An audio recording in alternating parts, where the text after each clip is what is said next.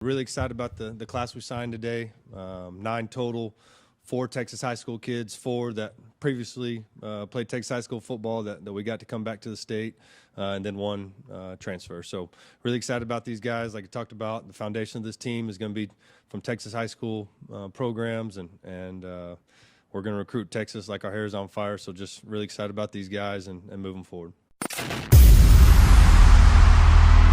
Tired of winning the tailgate but losing the games? We can't help that. But we can tell you what the hell is up with each team and what's going on across sunny San Marcos. Texas State fans, get on your feet. You're listening to Squaring Around with Jakob Rodriguez and Andrew Zimmel. What's up, everybody? Welcome to episode 3 of Squaring Around. I'm your host, of course, joined by Andrew Zimmel, and we have a special guest this week, Brenden Snow, who works for Vipe DFW up in Dallas-Fort Worth area. Brendan's also a longtime Bobcat, the traditional 4 years, I should say, and a KTSW alum. So the first thing we want to talk about is happy/sad. URW lost last week in the FCS playoffs. A controversial call at the end kind of made way for the Bison to just take that game. And URW fans not happy. Texas State fans pretty happy that we at least got our guy back onto the recruiting trail in time for the early signing period. Zimmel, you got any takeaways from that game? Assholes are also unhappy, Jacob, because I was unhappy. I cover North Dakota State in the most liberal terms when it comes to coverage.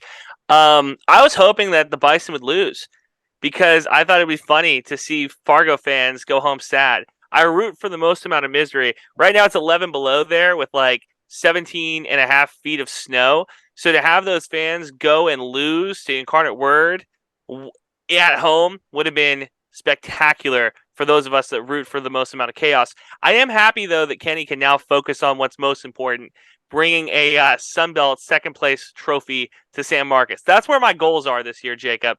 Just get a second place trophy, even in the West. If you're second place in the West, that's incredible. I'm so happy. That is where my goal is this year. Just give me a silver medal. Silver medal on the podium, not bad. I'd agree. Yeah. I would say that I'm fighting something. It's also like very cold in Texas if you're listening from Saskatchewan. So yeah, that's what we're dealing with here. You were on FlightAware too, tracking just to make sure that the Cardinals last week could even get to that game in Fargo. But nothing kind of crazy. Everybody thought GJ Kinney was going to do another high-performing flying offense, but it didn't really go that way, I think, over there. But how could you against the Bison? 35 or 32 points scored, 2 turnovers. I think that kind of hurts it. Shout out to Scott Jr. though, 282 yards, 3 total touchdowns, 2 rushing, and that kind of makes me think that the Texas State offense for the last, we'll call it decade, has been primarily we want a quarterback that can move around the pocket and throw the ball downfield. I think that the offense that we're going to be running next year potentially could have a little bit more option plays, might look for a more athletic quarterback. Snow, I want to get your opinions on this. What are you thinking so far? Are we all worried that Incarnate Word blew a 16-0 lead in that game? No? I care so little about when it comes to like who's blowing leads. I worry so much more about my own team's blowing leads. I can't worry about somebody else blowing leads, but that's a good catch. That's a good call. That is, when you're up 16-0 in a big game like that, that's the kind of character I want to see out of my coach. But that's nitpicking. I'm a little excited after doing some more research, looking at his offense, looking at how QB friendly I think it's going to be, and that's kind of what we expected from Spavital's offense to be a lot more QB friendly, and it just didn't really pan out that way from what we saw. Well, we thought it would. Remember that? Yeah, we were very hopeful for a long time that it would. We were all going to get tattoos. We were all going to get tattoos. I like all the guys Heaney's been around with his stints in the NFL and college. Doug Peterson, Deuce Staley, Press Taylor, the Jags OC now. He's been around a bunch of big guys. So Why not? It's something different. Texas State tried. We did the defensive head coach with Withers, and then the first time head coach OC with Spavital. So this guy's at least he was a head coach for a year first, I guess. I hang around a bunch of attractive women. That does not mean that I pull, though. I And don't think so. I'm gonna flag that one. I would say that hanging around successful people does not necessarily mean that you are successful. So I'm hoping that Kenny's relationships with other people will like pay off. But you got to remember, Spavital was friends with Hogerson. He was friends with a lot of these pretty good offensive coaches, and it just didn't rub off the way that we wanted it to. You know what he said at his initial press conference that still bugs me to this day is that like he knows this area, he's recruited this area, and then he didn't recruit the area after he became a head coach. It was like, what? Okay, whatever. Just kind of go behind that schedule. I mean, it's almost unbelievable. You're here at Texas State, and then you're also coaching at Incarnate Word, and you were going to Sacramento State, and then last Saturday you were up at the Fargo Dome. How did that work schedule work for you, and how were you able to like manage both UIW and Texas State? Yeah, just really tried to be where my feet were. I know I've said that a couple of times, but when I was at UIW, I was coaching those guys, giving them everything I had, and then when I came over here, I was recruiting and hiring staff. Whatever. UIW loses was the night before Christmas. All through the house, not a creature was stirring except DJ Kinney on the recruiting trail. He signed, what was it, 9, 13? Something like that. 9. What do you think that recruiting class is ranked nationally? Does anybody have an idea? Snow, we'll start with you, and then I want to go to Jacob. What do you think that 24/7 Sports has us like the class rank? I think I actually looked at this already because I was looking at our previous ranks and then looked over this one. You want me to say it? It's yes. I had it at 120. Yeah, that's what I got too. The 120th ranked recruiting class. Now, look, Texas State is not a premier institution when it comes to like bringing big name guys in. There's a school up the road that's pretty good. There's a school down the street that's pretty damn good too when it comes to recruiting. So 120 isn't what I'm like super concerned with the first recruiting class. However, I do want to kind of put that into perspective that there are 130 college football programs in this country, and 120 not really where you want to be as a team on the come up, even as it's like a Sun Belt group of 5 team. You'd kind of like that number to be a little higher. Where would you look at the end? What would be a realistic good recruiting class ranking for you? Like, what would you think Texas State's peak like recruiting class could potentially be? It's gotta get into the top 100 because I looked at it. We hadn't been in a top 100 recruiting class since 2017, and that was 93. That was on that team.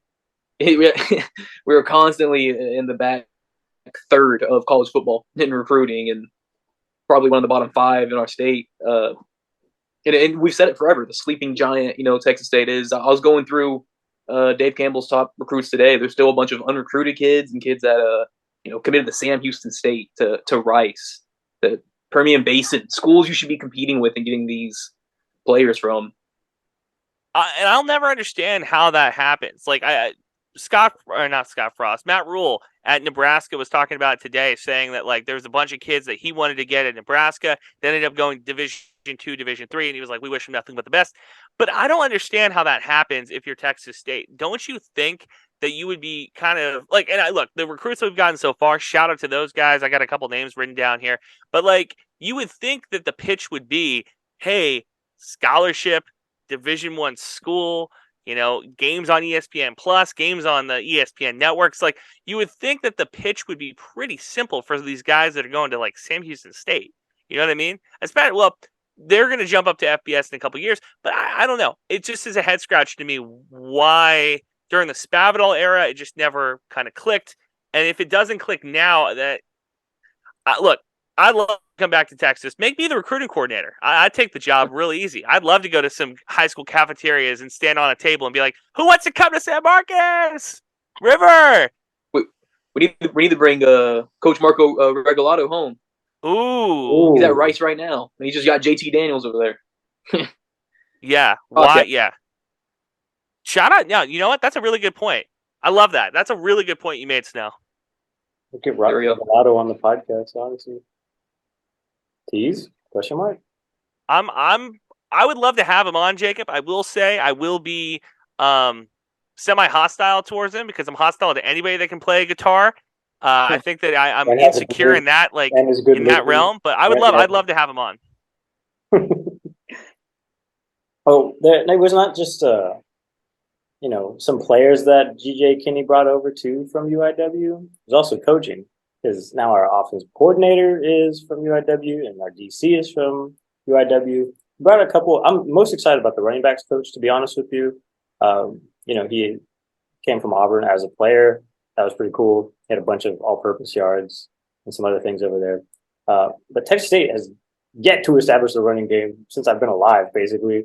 So I'm wondering if this guy could do it. Potentially, yeah. Well, the thing is like you establish an offensive line, then you establish a running game. And last year, the offensive line was probably one of the better ones that we've seen in the last 5 or 6 years. It felt like that was like the first time that you could say every single game there was a line out there that had like repertoire and chemistry with each other. So I think that the offensive line is the first step in that. And then the running back, of course, is second. But having a guy that played at Auburn who knows what it's like to be a big time recruit, he knows what it's like to pitch to a young guy trying to come in to a program. I think that's going to help a lot too. Just having somebody in the room that knows what they're talking about and that you into 24/7 in 2022, I guess you can pull up a highlight on your phone on YouTube and say, "Hey, look, kid, this is what I was doing." And I can get us to this level too. It's got to mean something. What do you think, Snow? Yeah, normally being able to just recruit or coach off a name, normally is a pretty common thing. We shouldn't. I don't want to get ahead of ourselves now because I always think back now to when at Texas State when we had what was his name, was it Damian Williams that transferred in. He was from Mississippi State. He was Dak Prescott's backup. He was supposed to be our savior, and he had some struggles for sure. I think he kind of started to get a little better towards the end of the year. But it's not all just name that can do it anymore. We need guys that want to put in the work, that are ready and want to be there, and just got to do a better job of keep selling San Marcos. So that's what I was going to touch back earlier, and you said Sam Houston State. I was like, San Marcos greater than Huntsville by a mile. That should be it right there. Well, and I was talking to some people actually this week talking about just like the environment of College Station to Texas State. You know what I mean? Like it's not a comparison. Every place in the state, and I know we're all coming from a part that okay, we were there, we loved it. Like I don't think that there's a place in the state that you can put toe to toe against San Marcos and be like, okay, it's a wide margin. Right? Like, okay, you're going to get more money at UT or A&M or even SMU or Houston. But, like, when it comes to environment, like a nice place to be, I don't think any of those places come close to San Marcos. So if you're selling it to a 3-star or 4-star guy who maybe is a little under-recruited, maybe coming off a team that wasn't very good in high school, but he was the best player, you'd think that would be an easy pitch. Yeah. And so just based off of the list that we have before us, does anybody stick out in your mind of, oh, this could be the guy down the road, maybe not even immediately, changes some stuff for us, or just, shores up either different sides of the ball or anything? What do you guys think? Was there anybody that jumped out to you, Snow? Because there's one guy that jumped out to me.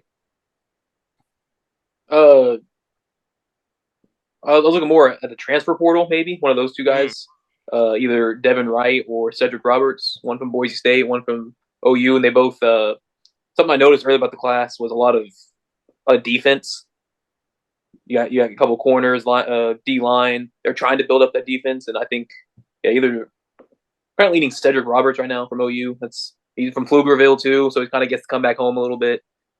Bamadel Babusi, I want to say his last name is. He's a 6'6", 300-pound kid out of Grand Prairie, Texas, Jacob. High school kid coming in. That is what excites me. It's cuffing season. You've heard the TikTok deals. We're looking for a big boy. I love me some big boys. I want some 300-pounders on the offensive line. 6'6", brother. Running behind that, that's a running back problem or solution right there. You give me an offensive tackle that can push some dudes around. There's not a lot of 300-pound guys in the Sun Belt Conference. Like that, It's just there's not that big of dudes. There's a lot of athletes, a lot of 6 foot, 4, 250, 275, 300 pounds is 300 stacks. That's 3 stacks. I am in love with this, and I hope that he can show up. And if he gets to play year one, shout out to that. If we don't see him till like 2025 because he redshirts a year, that's fine with me too. Yeah, that's what stuck out to me is just having this guy out of the gate the Cowboys drafted Terrence Steele when he was 313. And so, Brandon Badussi coming in at 300, not even out of college yet. That's pretty great. I just need something there. I need a building block somewhere, anywhere. There's a lot of great football names on this list too, besides Fanny's, but also Nash Jones, Jake Simpson. I'm a big fan of Jake's. So, yeah.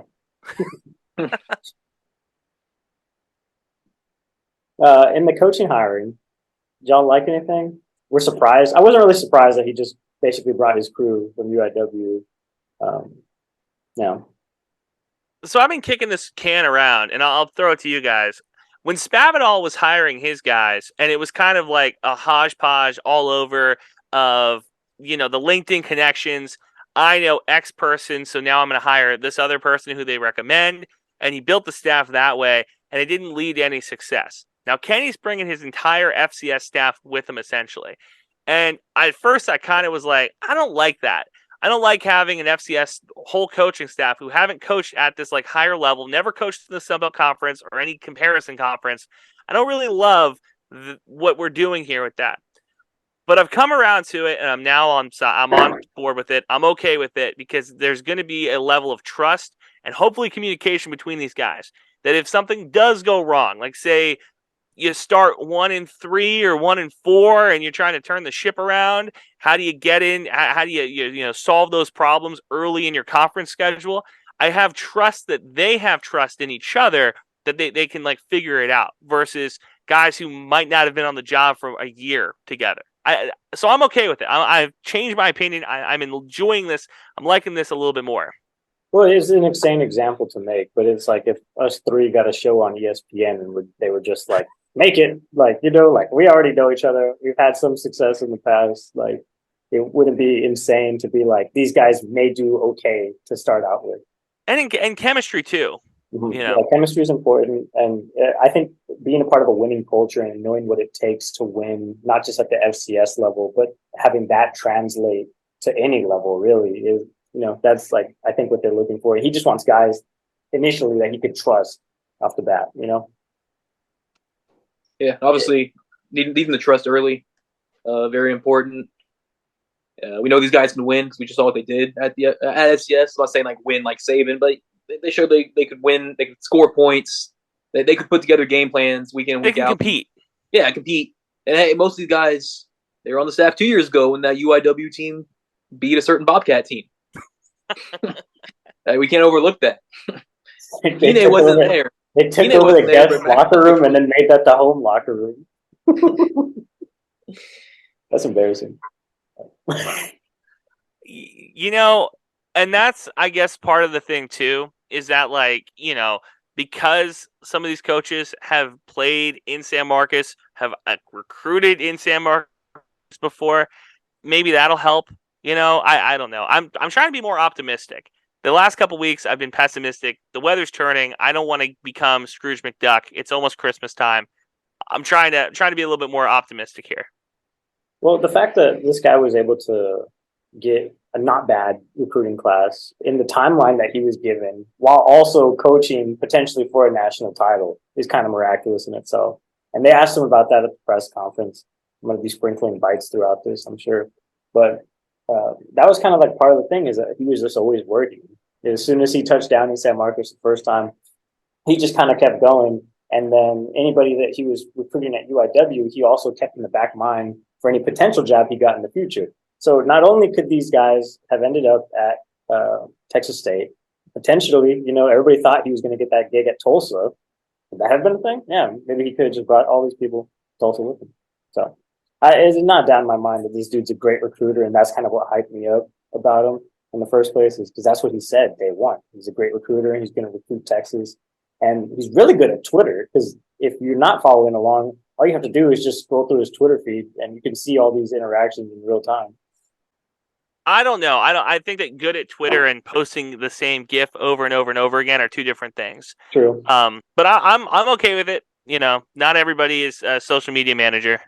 Well, it's not like that, right? Like Everett Withers was good at Twitter in that he was really good at throwing shade at Texas State when like the bus crash thing happened, and that never really got resolved. And just posting popcorn gifs every time something in the athletics department would happen and transpire. And then we would get those Kef bombs. Shout out to Kef. But GJ is good at Twitter in like the real sense, like just like interacting online. And they're doing, the hashtag Take Back Texas thing. That's kind of cool because we were talking about last week how the brand could be the brand. Yeah, Take Back Texas is a pretty good one. I like it a lot more than Party in the End Zone. Because that's something that you can use. Like, okay, I can use it in recruiting. I can use it in games. I can use it in the off season. There's a lot of ways you can use it. There's no reason that in 3 years Texas State is not competing for a Sun Belt West title. There's no reason for that. The West is so wide open. There are so many coaching changes that have happened, that are happening. There's so much movement in the Sun Belt. There's no reason for Texas State football not to be trying to compete for a Sun Belt title in 3 years. That is where we need to keep the bar when we talk about these things. Like, okay, yeah, winning 5 games and like getting a chance to go to a bowl game is very cool. But I'm looking at it as like the teams in our conference are not that much better than us. There's no reason for us to be competing. This is the first calendar year under new president Kelly Danfus too, and he's the one who initiated the coaching search along with Don Corio, of course. But just knowing kind of like the timeline that he's on, because at the beginning of last season, he said that, Texas State had lost games within 1 or 2 points. So that was going to be this mission for Jake Spavital. Obviously, we know how that ended up. We lost the opener to Nevada, and then it just kind of spiraled from there. We lost a lot of other games.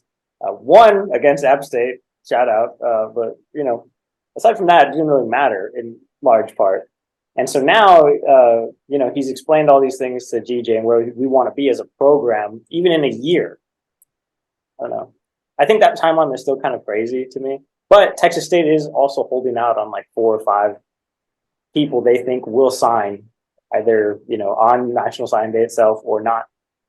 What do you think is crazy? What do you The mean? timeline to try to win a Sun Belt title? Yeah, like win the entire thing. I don't think so. I don't think it's that crazy. Snow, what do you think? Like you said, kind of 3 years. I don't see it happening in a year, even though the West and the Sun Belt is pretty bad. I always look at the list will come out every week, like the worst 10 programs, and I'll see somehow never Texas State throughout the football season, but there'll be ULM, there'll be Georgia Southern, there'll be Arkansas State, and never Texas State. So even at our lowest, they still put a little bit more respect on us for some reason, because we should have that kind of leg up being a Texas school and having all this talent. All it took for Troy to win is get one really good coach that was able to get guys in there to figure it out. Now, Troy's a defensive program. They're a team that runs the ball and plays really good defense. Texas State's never been that. If we just play average defense and can score average amount of points, there's no reason for us not to be competing. And that I think is the frustrating part, is that because we're the furthest west team, like Kelly Dampus has the right idea, where he's like, we need to be competing not only in football but everything else. Everything else is going smoothly. Everything else is going great. It's just football that was like holding us back. But it's like if you have a rowboat and you're doing really good going offshore, and then you have a 30-ton anchor, that's football for Texas State. Girls volleyball, they're paddling. Boys basketball, they're paddling. Baseball is directing. They got the compass out. Softball's raising the sail. And football is that 30-ton anchor. We're slowly getting that anchor off. We're cutting the anchor off. We'll let the football team join us here as we continue to try to get further and further away from the shores of mediocrity. That was nice. Oh, you painted an entire picture. Well, something that people would argue too is that like Texas State should be better because of how much stuff it has in comparison to schools like UTSA, which didn't start off with a great history of a two division two NCAA champion team and all this other stuff. And so that's what kind of has gotten Jeff Traylor heated up, only because his team has taken a lot of prominence. They've won 2 titles. They've lost 2 bowl games. Shout out to Troy. But he was pretty pissed, and he took to Twitter in his signing day presser. I'll again sprinkle some bites in, but he was pretty pissed, not just at NCAA, but just like the fact that everybody's cool with the transfer portal on how things are, and NIL money getting thrown around and poaching players, pretty much. I meant what I said. I mean, when I was a little league coach, if I picked a kid like third in the draft and somebody else wanted him, like we had to trade. That was the rules, like equal pick, right? Well, if we can figure out little league, the state of Texas has figured it out. They've got district executive committees. Those superintendents rule over the district. If the people don't like that rule, it goes to the UIL. The UIL makes the final decision.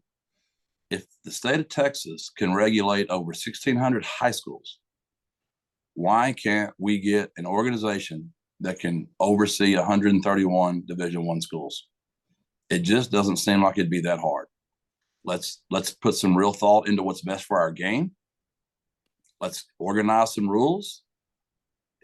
How would you like it if we were going to play horse and the rule was you had to say backboard before it goes in, and so then you say backboard, so then I make it off the backboard, and JJ was all net. JJ said, well, that counts. It went in. And no, horse rules are it has to be off the glass, so I caught off the glass. It's a silly analogy, but that's what we're doing in college football right now. The rules, what are the rules? Somebody tell me the rules, because I know what the rules are. The rules are if you can't tamper. So what do the guys do that have been cheating forever? They go third party, and you can't catch them. So then you go to your player who's coming to you telling you what school's offering them what. You ask the kid if he'll turn them into the NCAA, and the kid's like, I can't, coach. Then all the players will be mad at me because I'm costing the players money. You guys have to say about that? So I think that's part of the deal, man, is like as a group of 5 program, that's what happens. FCS schools have dealt with this for years where group of 5 and Power 5 schools will just take their best players, try to get them in the transfer portal, bring them over. Transfer portal is the wild, wild west at this point where there's really no bylaws. There's really no rules when it comes to who can go and who stays. So I think what Jeff Traylor needs to do is just buck up, because like that's the deal. You had, and if he doesn't like it, if he doesn't like his players getting poached, go to a bigger school. And you'll have the same problems. I'm telling you, like if you go to a middling SEC program, so let's say Ole Miss or Mississippi State, right? I always think middle of the road. I think about those 2 schools. You go to one of those 2 schools, you're probably going to get a couple players poached from Florida, from Georgia, from Alabama, from LSU. Like that's just the game. That's college football. Snow? Yeah, like you said, it's very wild, wild west. It's going to take some time to get it sorted out a little bit. So in the early stages, all this NIL stuff, yeah, it's going to hurt some schools a lot like that because they don't have certain restrictions yet, or whatever they come up with. Because I've always been, pro pay the players, let them make money and stuff. But I do think it's also insane at the same time that the Pitt coach, Pat Natarizzi, said that multiple teams had offered Drake May $5 million transfer from UNC. And it's like, that's insane. At a college level, just straight up, you can offer someone $5 million to leave the school they're at to come to your school. It kind of starts blending. And that's what's going to be interesting as the NIL Cold War really rages on, and you got schools like Texas and College Station and SMU and TCU that are going to have all these big money donors throwing a lot of money around. It's going to be interesting how schools like UTSA and Texas State are able to compete in that. Because like Jeff Traylor is complaining now that he's getting guys poached. Wait till we get the millions as like the small, as when $100,000 is just a drop in the bucket for some of these big name players. How is UTSA going to compete with that? And that is where I that's a day that I look forward to. Not for Texas State because we're going to get screwed in the same way, but because he'll leave. Because there's no way that Jeff Traylor is going to stick around when he's got a really good quarterback, or a really good corner, an offensive tackle who's like, oh, I'm going to get this guy, and then he ends up going to UNT or he ends up going to SMU because just they got more money. I look forward to that day. I'm excited when UTSA gets screwed by this. Well, Traylor also signed, like, I think they ranked it as like the 55 overall class or something like that, somewhere in that group. And very good, especially considering he's going up in conferences too, and he's going to play. But he was just super unhappy, and that entire presser just could not be bothered to smile. They kept asking him about the McCown family and how it must be feel good to recruit another member of that family and, have kind of a lineage to that. And he would not bite at all. I also think it's kind of like, UTSA is trying to build a lot of stuff too. They don't have very many things. They share the alum like dorms.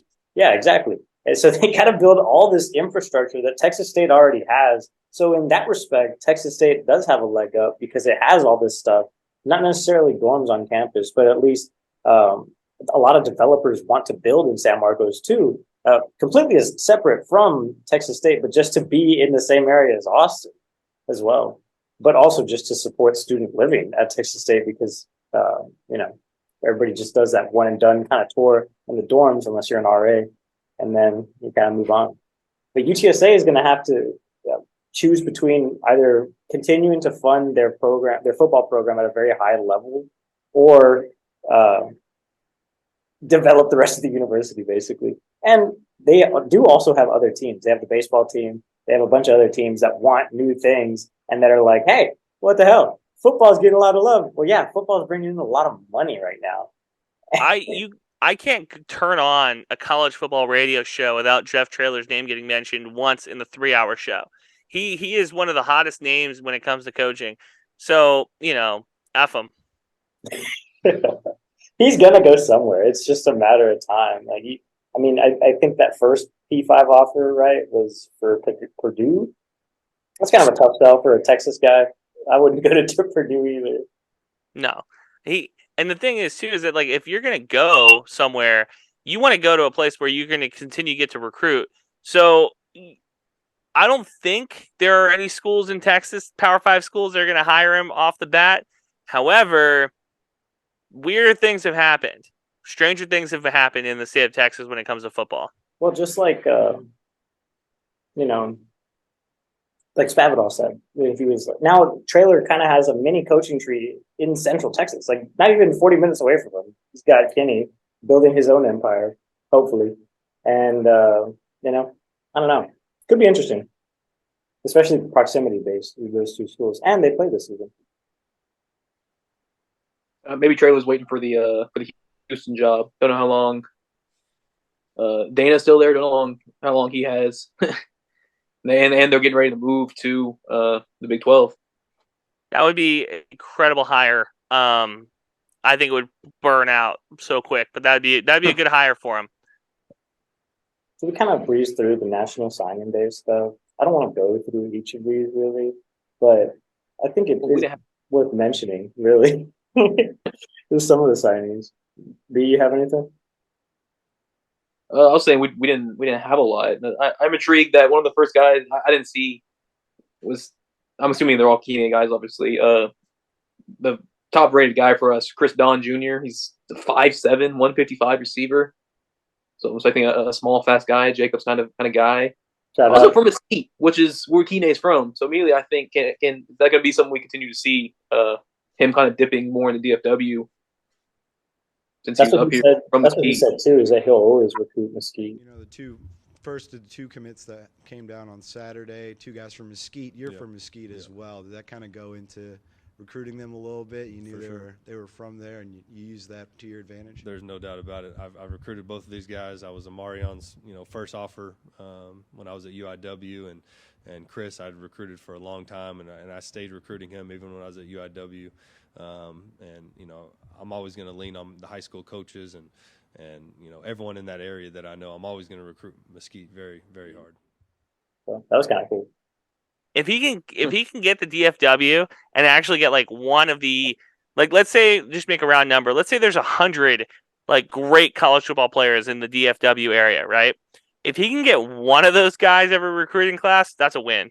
That's a win. One of the consistent lines that he had throughout the press conference, I watched the press conference probably 4 or 5 times, and just because it was in the background, I kept hitting it. But he just kept saying like, "Oh yeah, I've been recruiting that kid for years, like years and years and years." So he's playing the long game with some of these recruits. I can only imagine what this guy could have done if he had a proper timeline. Also, what the hell was Fab doing? We didn't have any commits. Yeah, but how many of those guys are going to go with him to Cal or like just go other places? You know, like that's the other thing. It's a difference between like a guy going and like the guy going. You know, how many guys do we have? Yeah, I mean, you're right there. I don't know. It's weird because like that's Spavital's job is not technically to be like the head recruiter, but like that's kind of the de facto job of the head coach is like to be the head recruiter. So I don't know. It's weird. Well, that's something that Trailer was talking about too, and how basically he's the head recruiter and how his whole team are doing double duty doing that too. So I would be surprised if it wasn't the same in Texas State. I mean, they don't have a big media relations team. Shout out Chris K. They shot that whole presser in like 4K. It looks amazing.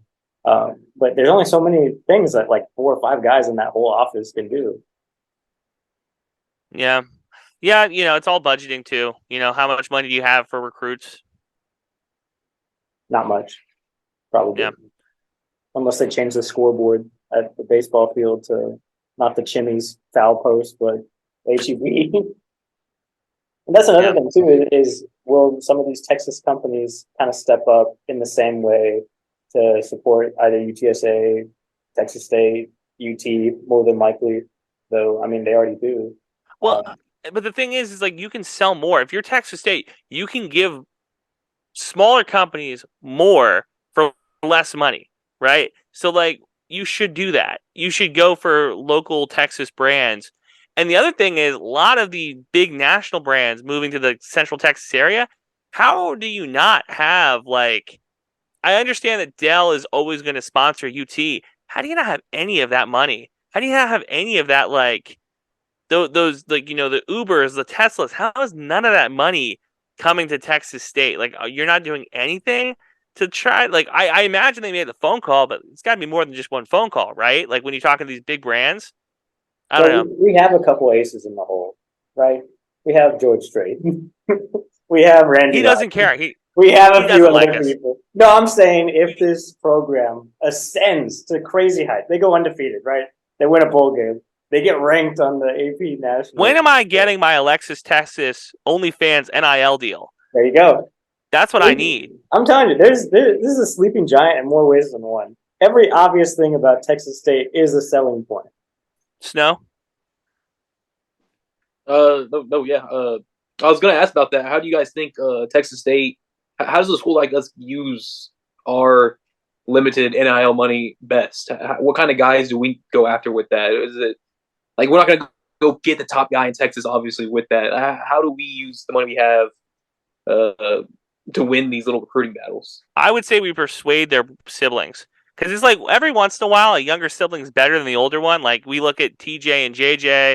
We look at like, you know, the younger brother being better. Just try to persuade the younger brother. And I don't know, there's got to be some sort of like program in San Marcos, like Big Brothers, Big Sisters or something that we can like just like take their logo and throw it on and just give one of those guys a ton of money and be like, hey, break the family cycle. Or first generation students. Why are we not going after first generation student athletes? Another great NIL deal. Hispanic athletes. Texas State, hire me. I'm on the phone. I got you covered. Let's do it. You spent hours thinking about this, huh? Yeah, I spent a lot of time thinking about how Texas State can be good at football. More time than they think. 1,000%, 100,000%. Yeah, freshman year, I was like, "There's no way. There's no way these guys think about how to win." No, not as much as I do. They have wives and children. I only have this. This is it. This is all I have. So like, it needs to get better. Well, the first ASAP. offer thing too was they always had the press conference for football at the same time UT did, and that always bothered me. Not that I was watching UT's press conference or anything, because they were kind of mid years when we were in school, up until like honestly now. But yeah, they signed Big Coop, Arch Manning, dope. Yeah. Okay, cool. Well, thanks, guys. That's pretty much it for episode 3, Squaring Around. Shout out B. Thanks for being here. Thank you, So, B. yeah, I do like the name Squaring Around. I like thinking about the square, so every time you say it, I think about the square. It's a lot of good times and a couple bad ones, but Couple mostly bad good. ones. Saw the worst fight in my life with Zimmel, actually, on the square. They beat that guy up. That was horrible. He never went Thanks, out there again. thanks, guys. Thanks for listening. New episodes out every Thursday. Follow the boys on Twitter. Eat 'em up. Eat 'em up.